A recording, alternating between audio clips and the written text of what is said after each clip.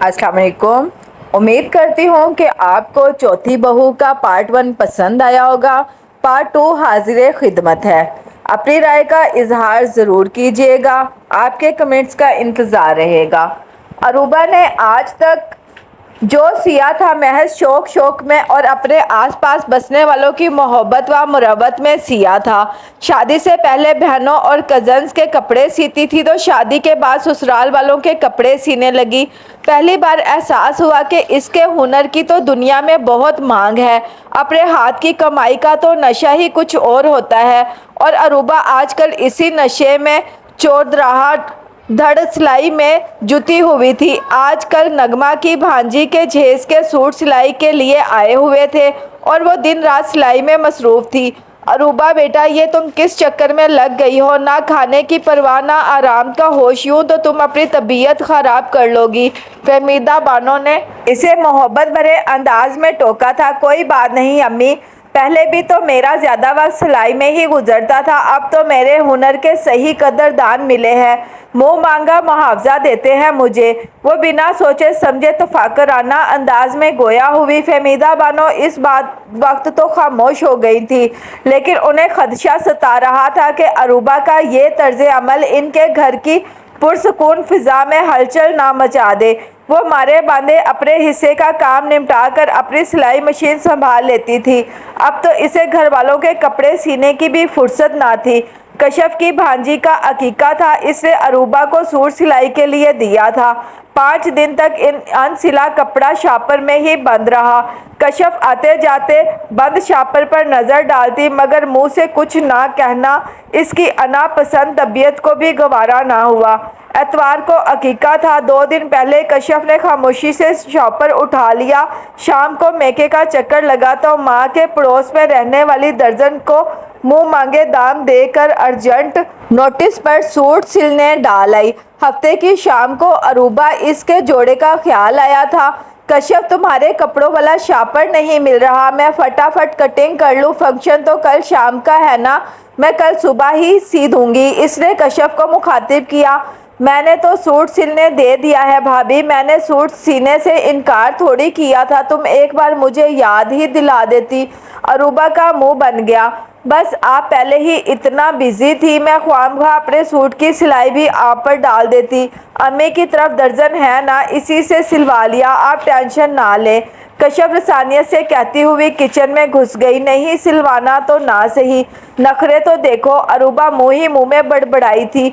जब से इसे अपने हुनर के दाम मिलने लगे थे, इसे ये एहसास सताता था कि माजी में वो मुफ्त के बेकार में लगी रहती थी। वो सर झटक कर फिर से अपने काम में लग गई। इसे क्या खबर थी कि घर का एक और फर्द भी अपना हुनर आजमाने चला है।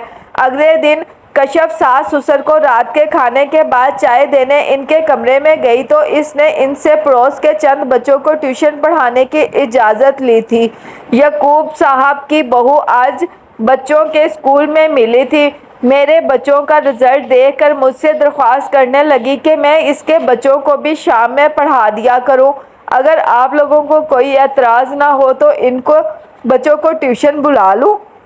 इसने अदब से पूछा। फहमीदा बानो तो हैरत से बहू की शक्ल देखने लग गई। इनके कुछ बोलने से पहले ही इनके मिजाजी खुदा बोल उठे थे। तुम्हारी सादतमंदी बेटा कि तुमने हमसे इजाज़त लेना ज़रूरी समझा, वरना तुम्हारी जिठानी ने तो सास ससुर से पूछे बगैर सिलाई कढ़ाई का काम शुरू कर दिया था। और माशाल्लाह तुम्हारा हुनर तो इससे कई ज़्यादा आला व राफ़िया है। तुम बांटने में कैसी इजाज़त? अगर अपने बच्चों के साथ मोहल्ले के 2-4 बच्चे भी पढ़ जाएं तो क्या मज़ाइका। याकूब साहब ने खुद आज मस्जिद में मुझसे यही बात की थी और मैंने उन्हें कह दिया था कि कल शाम से बच्चों को भेज दीजिएगा। शकील साहब बोल रहे थे और फहमीदा बानो हैरत से आंखें फाड़े शौहर को देख रही थी। बस ट्यूशन फीस का मुंह से तकाजा मत करना बेटे, जो खुद दे चुपचाप रख लेना। शकील साहब ने बहू को नसीहत की। फरमाबरदार बहू ने अदब से असबात में सर हिला दिया। कशफ के जाने के बाद फहमीदा बानो शौहर पर खफा होने लगी थी। मुझसे मशवरा तो कर लेते, अब घर में ट्यूशन सेंटर भी खुल जाएगा। वो कबीदा खातर हो रही थी। जब घर में सिलाई सेंटर کھل سکتا ہے تو ٹیوشن سینٹر کھلنے میں کیا مذائقہ ہے۔ شکیل احمد بیوی کی خفگی کو خاطر میں نہ لائے۔ میں جانتی ہوں آپ کو عروبہ کا کام کرنا پسند نہیں، لیکن کشف کو بھی کام کی اجازت دے کر آپ دونوں بہوؤں میں مقابلہ بازی پروان چڑھائیں گے۔ فہمیدہ بانو کی فہم و فراست انہیں آنے والے وقت سے ڈرا رہی تھی۔ تو آپ کا کیا خیال ہے، اگر آپ کشف کو اس کا ہنر آزمانے نہیں دیں گی تو اس کا دل میلا نہیں ہوگا؟ گھر کا سکون چاہتی ہیں تو دونوں بہوؤں کے ساتھ منصفانہ برتاؤ کرنا پڑے گا۔ شکیل احمد کی اپنی منطق تھی۔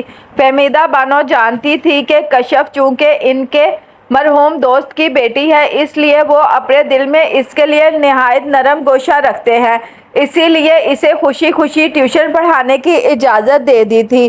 اگلے دن سے کشف کے پاس ٹیوشن پڑھنے بچے آنے لگے تھے۔ یعقوب صاحب کے 3 پوتوں سے ٹیوشن سینٹر کا آغاز ہوا تھا اور 15-20 دن میں ہی بچوں کی تعداد بڑھ کر 9-10 ہو گئی تھی۔ ٹیوشن سینٹر کی مروجہ اصول کے مطابق کرم و جوار کے سبھی بچے بنا کہے ایڈوانس فیس لے آئے تھے۔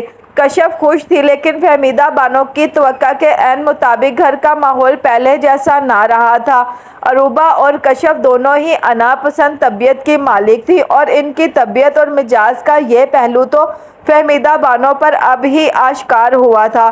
کشف نے عروبہ سے اپنے اور بچوں کے کپڑے سلوانا چھوڑے تو عروبہ نے بھی اپنے بچوں کو اس کے پاس پڑھانے بھیجنا چھوڑ دیا تھا۔ اسی کالونی میں ان کی اسکول ٹیچر کا گھر تھا جو اتنا قریب تو نہ تھا، مگر عروبہ خود بچوں کو اس کے گھر چھوڑنے جاتی اور خود ہی واپس لاتی۔ گھر کی فضا میں عجیب سا تناؤ در آیا تھا۔ فہمیدہ بانو بہوؤں کے تیور دیکھ کر ششدر تھی۔ یہ ان کے آشیانے کو کس کی نظر لگ گئی تھی؟ فقط نگین ہی تھی جو اب بھی حسب سابق خوش مزاجی کے ساتھ گھر کے کاموں میں مگن رہتی۔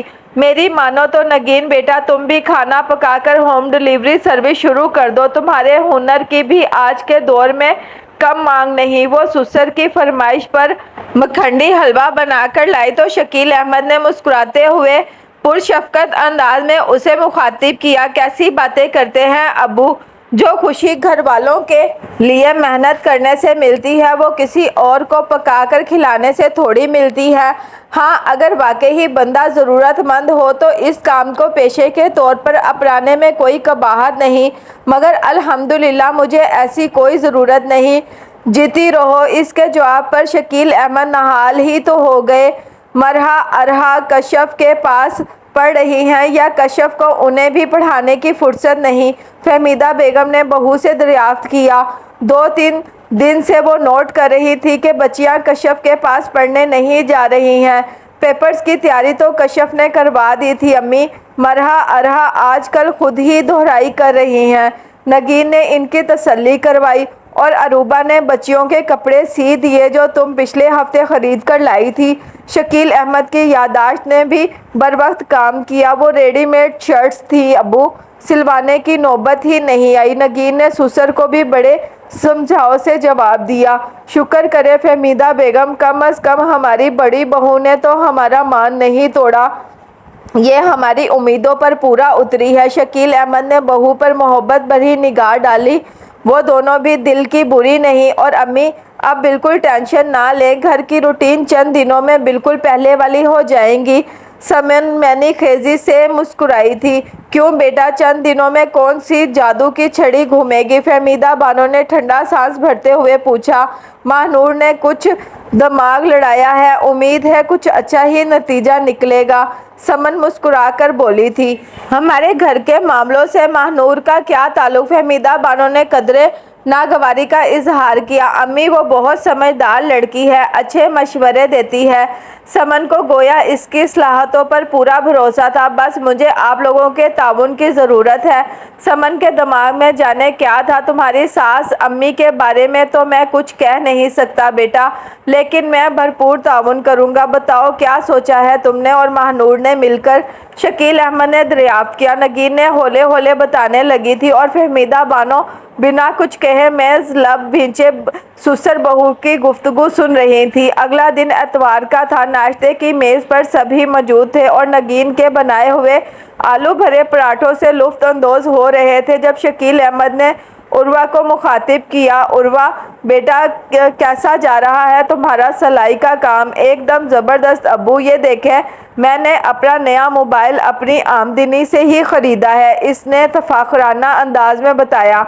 माशाल्लाह माशाल्लाह, शकील अहमद ने सर हिलाया था। और कश्यप बेटा, खैर से तुम्हारे शागिर्दों की तादाद में भी हर गुज़रते दिन के साथ इजाफा होता जा रहा है।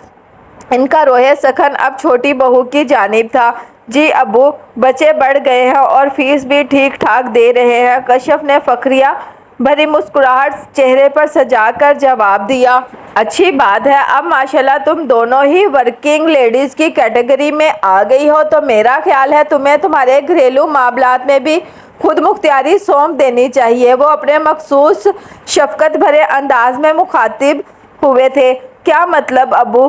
कश्यप ने नासमझी से उन्हें देखा। मतलब वाजिया है, तुम्हारी घरेलू जिम्मेदारियां तुम्हारे काम के आड़े नहीं आनी चाहिए, इसलिए तुम तीनों अपना चूल्हा चौका अलहदा कर लो, अपनी मर्जी से खाओ पकाओ। रह गए हम बूढ़ा बुढ़िया, तो वो एक दिन नगीन पकाकर खिला देगी, अगले दिन उर्वा, तो तीसरे दिन कश्यप की बारी आएगी, हमदान को नाश्ता नगीन करवा देगी, लंच बॉक्स अरूबा तैयार करके देगी और रात का खाना कश्यप के यहाँ खाएगा। और अनकरीब हमदान की शादी करके इसकी जिम्मेदारी से भी तुम्हें आज़ाद कर देंगे। क्यों, ठीक है ना बेगम? उन्होंने बीवी से तायद चाही। जो आपको मुनासिब लगे वो ये कह पाई। सुसर की बात सुनकर अरूबा और कश्यप कदरे परेशान नजर आई। खाना पकाने में इनकी हैसियत मावन व मददगार की होती थी। खाना नगीन बनाती थी और सब बच्चों बड़ों को इसका ही हाथ का खाना पसंद था।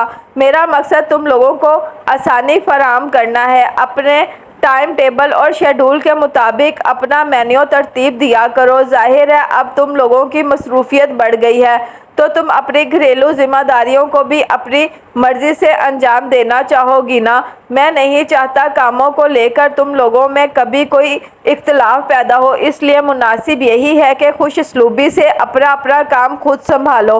वो नरम लहजे में बहुओं से मुखातिब थे। नगीन दिल ही दिल में मुस्कुराई। सुसर की कारकर्दगी से पूरी तरह मुतमईन जब कि अरूबा और कश्यप हैरान व परेशान सी थी। कभी घरेलू मामलात में मुदाखलत ना करने वाले शकील अहमद आज इनकी घरेलू जिम्मेदारियों के हवाले से क्यों इतने तरद्दुद में मुब्तला थे, लेकिन बाज़ाहिर बात माकूल और जायज़ थी, सो उन्हें जी अबू कहकर तस्लीम करना पड़ी थी। कश्यप और अरूबा दोनों को ही इस पर अंदाज़ा ना था कि आइंदा आने वाले दिन इनकी ज़िंदगी के कितने कठिन दिन साबित होने वाले थे।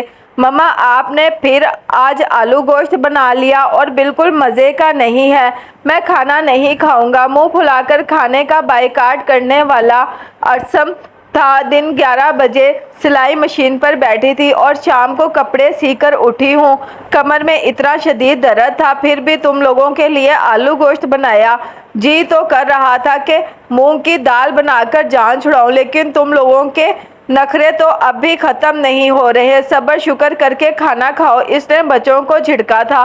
क्या हो गया है अरूबा, तुम अव्वल बदल के ही 3-4 चीज़ें पका रही हो? आलू गोश्त, मूंग की दाल, आलू अंडे या फिर आलू मटर? बच्चे बेचारे सही नखरा कर रहे हैं। आज तो ये आलू गोश्त खाने का मेरा भी कोई मूड नहीं।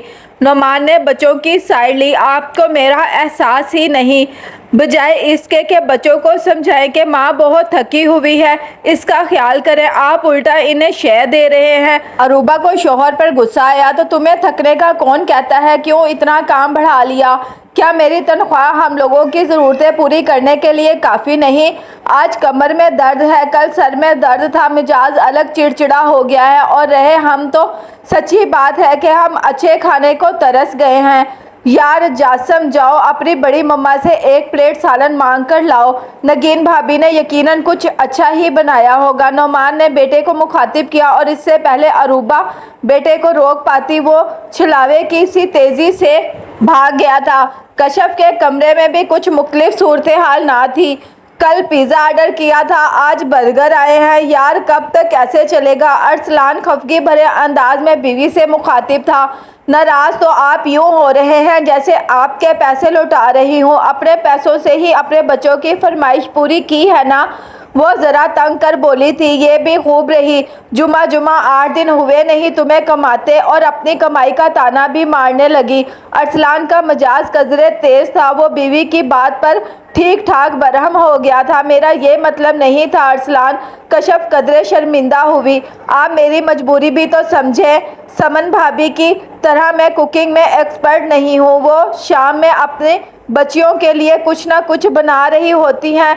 अब बच्चे तो बच्चे हैं ना, ऐमन और अयान भी मचल जाते हैं। अच्छा नहीं लगता कि मैं उन्हें भाभी के पास खाने को भेजूं। वो तो घर में मुयस्सर अशिया से कुछ भी नया और मज़ेदार बनाने का हुनर जानती है। मेरी मजबूरी है कि मुझे बच्चों को बाजार से मंगवा कर देना पड़ता है, कशफ होले होले शोहर को बता रही थी। कदरे फासले पर बैठे बर्गर खाते ऐमन और अयान के कान माँ बाप की गुफ्तगू पर ही लगे थे।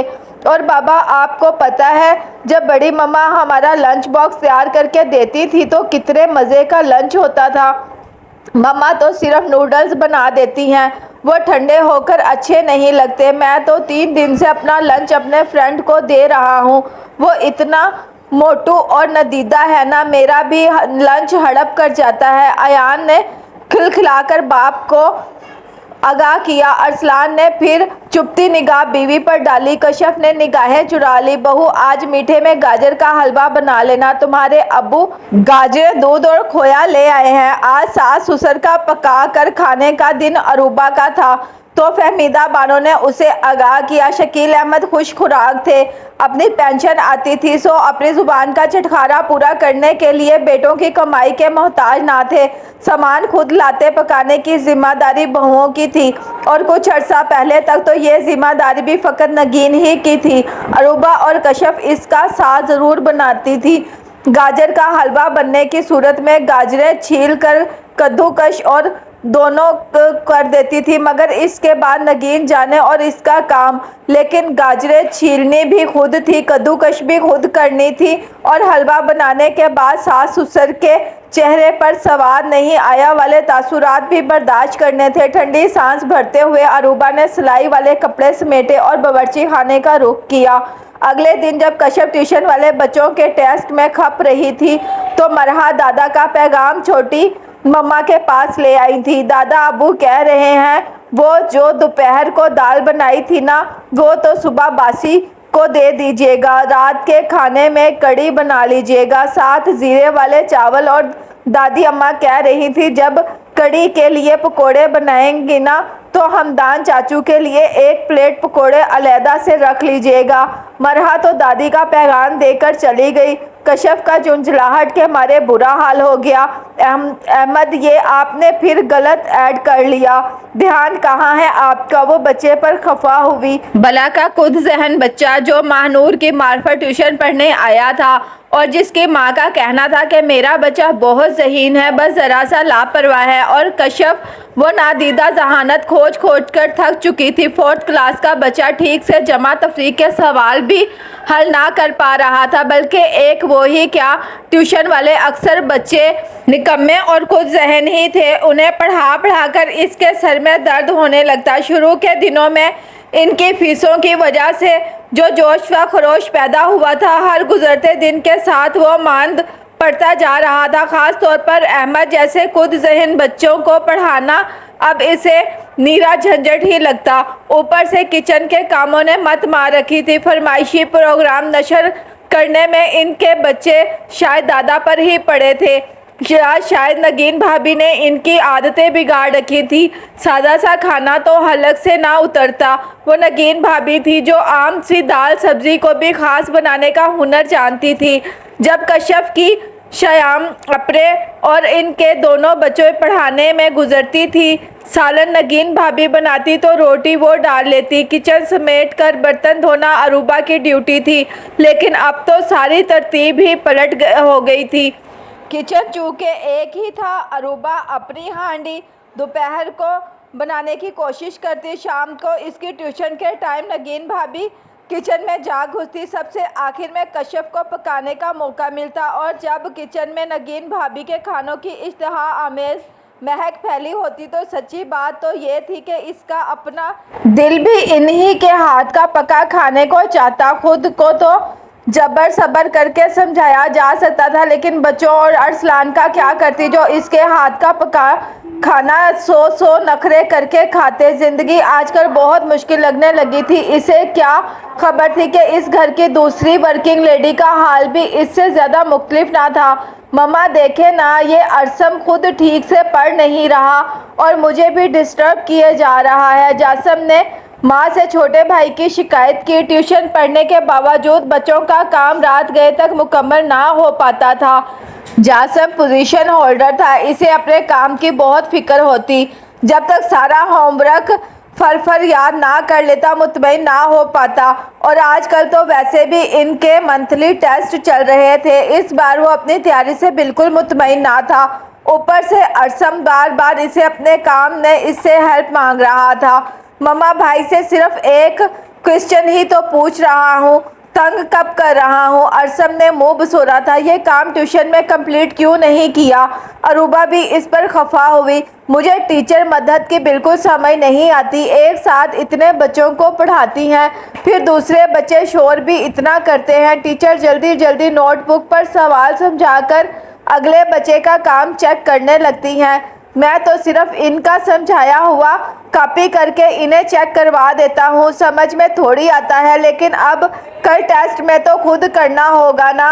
सदा का लापरवाह अरसम भी आज पढ़ाई की वजह से परेशान था। अच्छा दिखाओ मुझे, मैं समझाती हूँ। अरूबा ने इसके हाथ से किताब ली। चंद लम्हे तक सर खपाने के बावजूद कुछ पल्ले ना पड़ा। ये मैथ्स के प्रॉब्लम थे। सीधे साधे सवाल होते तो कुछ दिमाग चला भी लेती। जासम बेटा, भाई की कुछ हेल्प कर दो ना। पिछले साल तुमने ही बुक पढ़ी थी ना, तुम्हें तो सब आता है। मम्मा प्लीज, मेरा तो खुद काम बाकी है। टीचर का तो समझ में नहीं आया।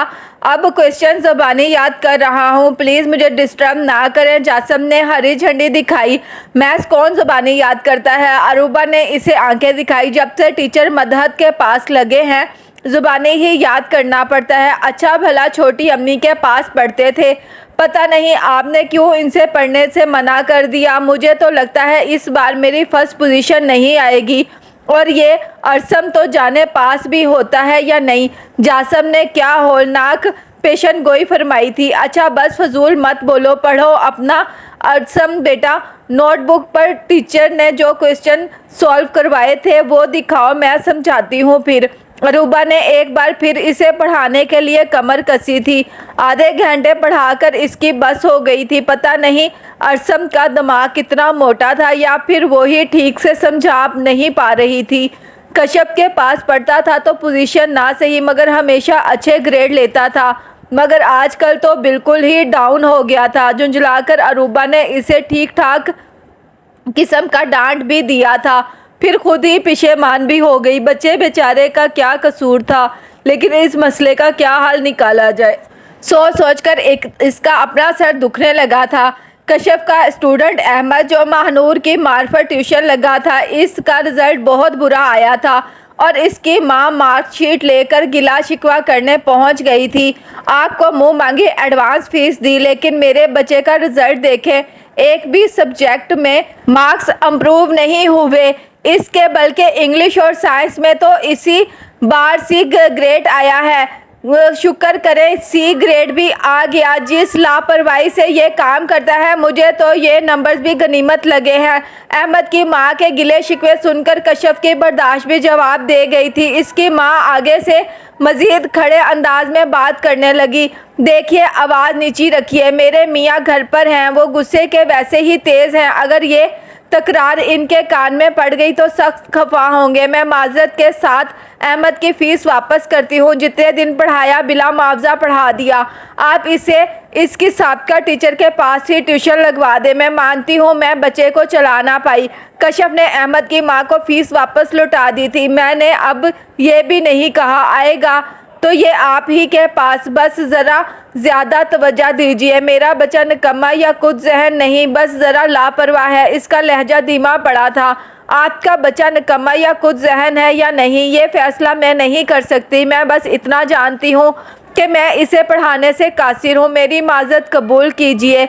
कश्यप की अब वाकई ही बस हो गई थी। अहमद की माँ चेहरे पर खफगी भरे तासुरात सजाकर बुड़बुड़ाती हुई अपने बेटे का हाथ पकड़कर चली गई। कश्यप कुर्सी की पुश्त पर सर टिकाकर कनपटियां दबाने लगी थी। मिसिज आसिफ, ये बिल्कुल वही डिज़ाइन है जैसा आपने मुझे बताया था। मैंने इतनी मेहनत से आपके कपड़े सिए और आप मुझे मेरी मेहनत का सिला देने की बजाय मेरी सिलाई पर नुक्ताचीनी कर रही हैं।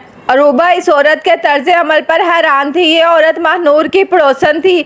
महानूर के साथ ही अपने कपड़े सिलाई के लिए दे गई थी और अब कपड़े सिल गए हैं। बाद लेने आई तो हर जोड़े की सिलाई पर कोई ना कोई एतराज़ जड़ दिया था। भाई, हम तो आपकी सिलाई की शहरत सुनकर आए थे, मगर सच्ची बात है मज़ा नहीं आया। मेरे इतने महंगे जोड़ों की वैसी लुक नहीं आई जैसी मेरी ख्वाहिश थी। और ये पर्पल वाला जोड़ा, इसका डिज़ाइन तो मुझे एक आंख नहीं भाया और ना ही मेरा इतनी महंगी सिलाई देने का जी कर रहा है।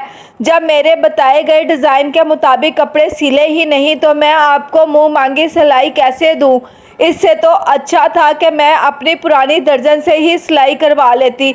मिसिज आसिफ बहुत नखरेले अंदाज में मुखातिब थी।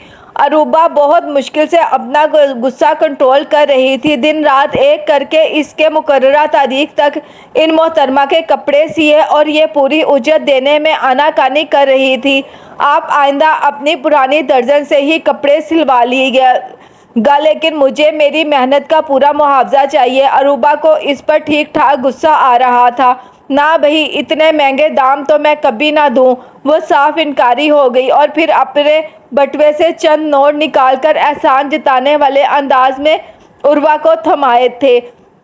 ये भी अपने पास ही रखिए और आइंदा यहाँ आने की ज़हमत मत कीजिएगा। उर्वा का चेहरा गुस्से से शिद्दत से सुर्ख हो गया था। वो ढीठ औरत वाकई ही कपड़ों का शापर लिए चलती बनी। अगले दिन महानूर इससे माजरत करने आई थी। मुझे नहीं पता था भाभी मिसिज आसिफ यूँ छोटे दिल की और छोटेपन का मुजाहरा करेंगी। मुझे तो नगीन भाभी ने बताया। I am so sorry. इस औरत को मैं आपके पास लाई थी ना, मेरी वजह से आपको इस औरत का छोटापन बर्दाश्त करना पड़ा। महानूर सख्त शर्मिंदा थी। अरे नहीं महानूर, तुम्हारा क्या कसूर? तुम्हें इसकी फितरत का अंदाज़ा थोड़ी था। उर्वा के कहने पर महानूर एक पल को दिल ही दिल में शर्मिंदा हुई। सच तो ये था कि मिसिज आसिफ की फितरत का इसे बहुत अच्छी तरह अंदाज़ा था, तभी तो वो इसे अरूबा भाभी के पास लाई थी। ये इसका और नगीन भाभी का प्लान था और एक अच्छे मकसद के लिए ये छोटी सी टम्परेनिंग कुछ इतनी भी गलत ना थी। महानूर ने खुद को अपनी नीयत नेक होने का यकीन दिलाते हुए शर्मिंदगी का एहसास मिटाना चाहा। कश्यप भाभी के पास अहमद जैसे बच्चे को लाने का मकसद भी यही था कि वो इसकी माँ की फितरत से अच्छी तरह वाकिफ़ थी। वो बच्चा 1-2 महीने से ज़्यादा किसी ट्यूटर के पास टिक कर पढ़ ही नहीं सकता था। इसी तरह मिसिज आसिफ भी ऐसी ही शहरत की औरत थी। कपड़े सिलवाकर बिला मुआवजा के नुक्स निकालती ताकि सिलाई कम देनी पड़े। चूँकि दोनों औरतें अरसा दराज से महानूर के पड़ोस में मुकीम थी, सो महानूर को इनकी फितरत का बाखूबी अंदाज़ा था। नगीन भाभी के बकौल अरूबा भाभी और कश्यप भाभी अब अपनी रूटीन से थकने और उकताने लगी हैं। ऐसे में अहमद की माँ और मिसिज आसिफ जैसी औरतों से इनका खाना करा देने का वाहिद मकसद ताबूत में आखिरी कील ठोकना था। अब दोनों को ही अपनी गलती का एहसास हो गया था। इनकी अना की दीवार को हल्का सा धक्का मारकर गिराने की ज़रूरत थी। नगीन भाभी ने उर्वा भाभी को समझाने की ठानी तो महानूर कश्यप भाभी के पास गई। बात इतनी मुश्किल तो ना थी जो दोनों की समझ में ना आती। अरूबा ने कश्यप को एक खूबसूरत शर्ट सीकर गिफ्ट की। मकसद अपने और इसके दरमियान नादीदा फासले को बांटना था। कश्यप ने जासिम, अरसम, मरहा और अरहा को फिर से पढ़ाना शुरू कर दिया था। याकूब साहब के पोतों के अलावा इसने बाकी ट्यूशन वाले बच्चों की छुट्टी करा दी थी। अरूबा भी अब सिर्फ नगमा या इसकी बहनों के कपड़े सीती थी। वो लोग जो इसके हुनर के कदरदान थे, बाकी सबके कपड़े सीने से इसने माजरत कर ली थी। इसके हुनर पर सबसे पहले इसके घर वालों का हक था। वो इन पुरखलूस रिश्तों को खोना अफोर्ड भी ना कर सकती थी। इसे बाखूबी समझ में आ गया था कि वो ऐसी ही किसी हुनर में ताक और یکتا نہیں ہے۔ نگین بھابھی اور کشف کے بنا نہ تو اس کا گزارا ہے نہ اس کے بچوں کا۔ دوسری طرف کشف بھی اپنی نام نہاد انا پر سخت پشیمان تھی۔ اگر وہ اروبا کے مقابلے میں خم ٹھوک کر یوں میدان میں نہ اترتی تو شاید گھر کی فضا اتنی مقدر نہ ہوتی۔ دونوں نے بنا کسی ضرورت کے اپنے ہنر اور علم کو کمائی کرنے کے ساتھ دوسروں پر دھاک بٹھانے کے لیے استعمال کیا اور کچھ حاصل ہونے کی بجائے خلوص اور محبت کی بنیاد پر استوار رشتے داؤ پر لگ گئے۔ خوش آئند پہلو یہ تھا کہ دونوں کو ہی اپنی غلطی کا احساس ہو گیا تھا اور کوئی جادو کی چھڑی گھومے بغیر روز و شب پرانی روٹین پر لوٹنے لگے تھے۔ فہمیدہ بیگم اللہ کا شکر ادا کرتے نہ تھکتی تھی جس نے ان کے آشیانے کی رونقوں کو پھر سے بحال کر دیا تھا۔ وہ جانتی تھی کہ اس سب میں نگین کی سمجھداری اور معاملہ فہمی کے ساتھ ماہنور کے مشوروں کا بھی عمل دخل ہے۔ دل ہی دل میں وہ بھی ماہنور کی سمجھداری کی قائل ہو گئی تھی، لیکن اب بھی اس کامنی سی لڑکی کی شخصیت کے کچھ اور پہلو ان پر کھلنا باقی تھے، اور اگر اس روز وہ نگین اور ماہنور کی باتیں نہ سن لیتی تو شاید اسے ٹھیک سے اب بھی کچھ سمجھ نہیں پاتی۔ تم نے کمال کر دیا ہے ماہنور، اتنی سی عمر میں اتنی سمجھداری کہاں سے حاصل کی؟ ماہنور نگین کے ساتھ کچن میں کوئی نئی ریسیپی ٹرائی کر رہی تھی جب نگین نے اسے مخاطب کیا۔ کسی کام سے کچن کی طرف آتی فہمیدہ بانو وہیں رک گئی تھی۔ ماہنور ان کے سامنے بہت کم بولتی تھی اور آج وہ اسے بولتا سننا چاہتی تھی۔ ارے نگین بھابھی، جو ہوا یہ صرف اللہ کا کرم ہے۔ میں نے تو محض یہ مشورہ دیا تھا کہ آپ بھی کچھ دنوں کے لیے سب کے لیے کھانے پکانے سے ہاتھ اٹھا لیں، اور بس وہ 4 اوٹ پٹانگ قسم کی خواتین کو دونوں بھابھیوں کے کسٹمر بنا دیا۔ اور اس چیٹنگ پر مجھے اب تک دل ہی دل میں شرمندگی بھی ہے، لیکن چونکہ میری نیت نیک تھی اسی لیے اللہ سے معافی کی امید ہے۔ وہ دھیمی مسکان لبوں پر سجائے بول رہی تھی اور فہمیدہ بانو دل ہی دل میں اعتراف کرنے پر مجبور تھی کہ اس کی آواز کتنی مدھر اور رس بھری ہے۔ دراصل میں نگین بھابھی، یہ آپ ہیں جنہوں نے اس گھر کو جوڑ رکھا ہے، جس بے غرضی اور خلوص سے آپ سب گھر والوں کا خیال رکھتی ہیں، سب کو ان کا من پسند پکا پکا کر کھلاتی ہیں اور کبھی آپ کے ماتھے پر ایک شکن نہیں آتی۔ آپ صحیح معنوں میں تائی جان کی جانشین ہیں، گھر کو جوڑنے والی، رشتے نبھانے والی۔ تائی جان نے بھی ساری عمر خود سے وابستہ رشتوں کو مثالی انداز میں نبھایا ہے اور اب یہی سب آپ کر رہی ہیں۔ ماہنور کھلے دل سے نگین کو سہرا رہی تھی اور نگین محبت بھری نگاہوں سے اسے دیکھ رہی تھی۔ پتہ ہے نگین بھابھی، میں نے ہمیشہ تایا ابو اور تائی جان کے گھر کو آئیڈیلائز کیا ہے۔ بچپن میں جب مجھے اتنی سمجھ بھی نہ تھی تب سے ہی مجھے اس گھر کی سکون بھری فضا فیسینیٹ کرتی تھی۔ عمر بڑھنے اور شعور آنے کے ساتھ اس گھر کے ساتھ میرا لگاؤ بڑھتا گیا۔ میں ہمیشہ اپنے گھر کی بے ترتیبی اور بے سکونی کا اس گھر سے موازنہ کرتی، پھر جہاں تک مجھ سے بن پڑتا میں تائی جان کے سلیقے اور طور طریقے اپنے گھر میں اپنانے لگی۔ تائی جان میری پہلی استاد تھی تو میرے ڈائجسٹ مجھے زندگی گزارنے کا ڈھنگ سکھانے والے دوسرے استاد ثابت ہوئے۔ وہ تربیت جو بدقسمتی سے میری ماں نہ کر پائی وہ سب میں نے ان رسالوں سے سیکھا۔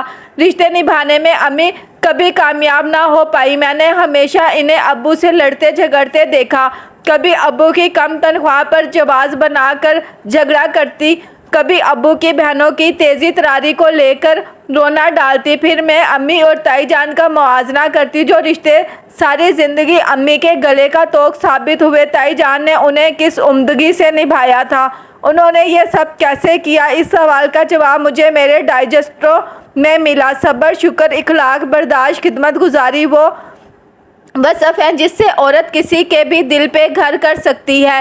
یقین کریں نگین بھابھی، جو لوگ یہ سمجھتے ہیں کہ یہ رسالے لڑکیوں کا دماغ خراب کرتے ہیں، انہوں نے کبھی یہ رسالے پڑھ کر دیکھے ہی نہیں ہوتے۔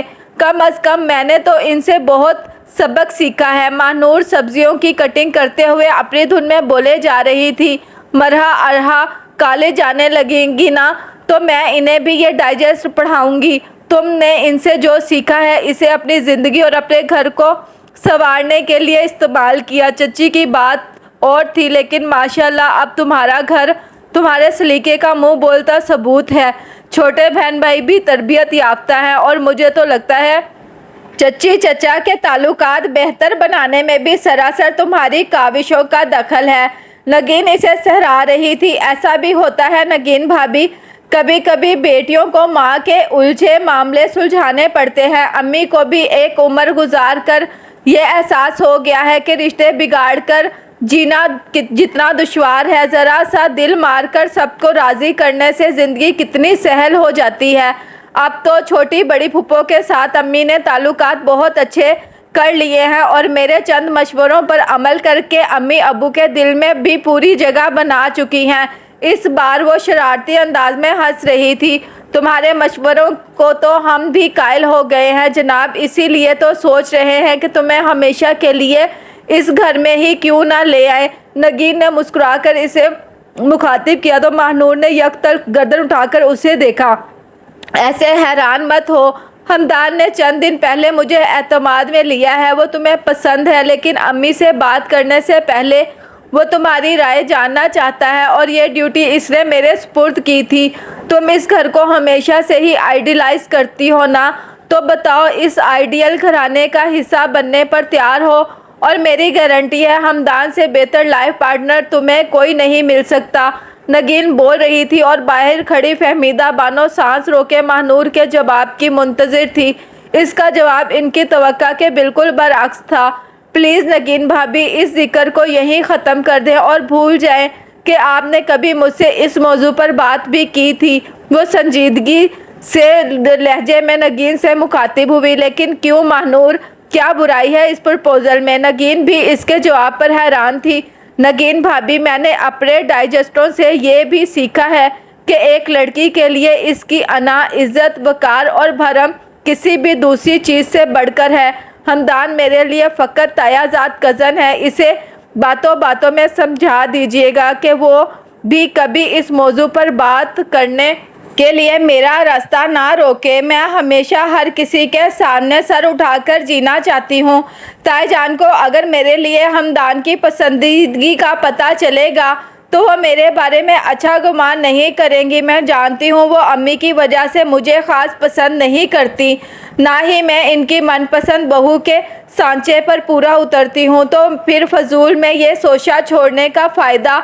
मैं नहीं चाहती कि मेरे और हमदान के दरमियान कभी भी इस मौजू पर बात हो और मुस्तकबिल में हमें एक दूसरे से बात करते हुए निगाहें चुरानी पड़े। लड़की के लिए इसका किरदार और वक़ार ही तो सब कुछ होता है। भाभी प्लीज़ वादा करें आप इस मौजू को यहीं लपेट देंगी। वो मुतशि होकर नगीन से वादा ले रही थी। नगीन ने तो पता नहीं इसे क्या जवाब दिया, पर फहमीदा बानो इसी आहिस्तगी से बिना चाप पैदा किए वापस पलट गई थी। अरसम, कहाँ जा रहे हो यार? हमदान ने अरसम को पुकारा था। छोटी मम्मा ने ऐमन के लिए चिप्स मंगवाए हैं, वो लेने जा रहा हूँ चाचू, अरसम ने जवाब दिया। अच्छा ये लो, अपनी महानूर आपी को ये दे आओ। इसने डाइजेस्ट का शापर अरसम को पकड़ाया था। रहने दो अरसम, रात को मैं और तुम्हारे दादा अबू तुम्हारी महानूर आपी के यहाँ जाएंगे जब ले जाएंगे। ये भी फहमीदा बानो के कहने पर अरसम ने जी कहकर शापर उन्हें पकड़ाया और खुद बाहर भाग गया। क्यों जाएंगे चचा के घर? खैरियत? हमदान ने हैरत से इफ्तिसार किया। महानूर इन डाइजेस्टों के पैसे वैसे भी देती है या इसे पल्ले से लाते हो? उन्होंने बेटे के सवाल को नज़रअंदाज करते हुए बिल्कुल गैर मुतलका सा सवाल पूछा। देती है अम्मी, मना करने के बावजूद देती है। बड़ी ऊंची नाक है मोहतरमा की। हमदान होले से हंसा था। पैसे मत लिया करो और ये बताओ कि सारी ज़िंदगी ये ड्यूटी निभाते रहने के लिए तैयार हो? उन्होंने मुस्कुराहट दबाते हुए पूछा। मतलब? हमदान ने हैरत का झटका खाया था। मतलब सीधा सा है, पहले पहल तो शौक़ से इसकी फरमाइशें पूरी कर दिया करोगे, लेकिन मर्द बीवी के मशगले मुश्किल से ही बर्दाश्त करते हैं। बेचारी फुर्सत के लम्हात में रसाले पढ़ेगी तो तुम अपना मूड तो ख़राब नहीं किया करोगे। ये बात शादी से पहले खुलना बेहतर है। मतलब अम्मी, हमदान से इस बार भी फ़िक्रा मुकम्मल ना हुआ। इस पर शादी मर्द की कैफियत तारी हो रही थी। बहुत सोच समझकर फ़ैसला किया है मैंने। बड़ी तीनों बहुएं किसी न किसी हुनर और फ़न में यकता हैं। चौथी बहू वो लाने वाली हूँ जो समझदारी में अपनी मिसाल आप है। तुमसे पूछना फ़र्ज़ है, फिर ना कहना अम्मी ने बिना पूछे ज़िंदगी का इतना बड़ा फ़ैसला कर दिया। वो बाहर संजीदगी भरे लहजे में हमदान से मुखातिब थी। मैं तो सिर्फ ये कहूँगा, आपने बिना पूछे मुझे मेरी ज़िंदगी की सबसे बड़ी खुशी दे दी। छोटा लाडला लाड के मूड में आ गया था और अपनी बाहें इनके गले में डाल दी थी। फहमीदा बानो ने मोहब्बत से इसकी पेशानी चूमी। उन्हें पुख्ता यकीन था जब वो पूरे मान और प्यार से मानूर का हाथ मांगने इसके घर जाएंगी तो रंगों कि ये कोसो कज़ा उन्हें महानूर के चेहरे पर भी नज़र आएगी। बस इन्हें महानूर के कान में ये प्यारी भरी सरगोशी करके इसे बावर करवाना होगा। वो अनचाही नहीं बल्कि मनचाही बहू बनकर इनके आंगन में उतरेगी।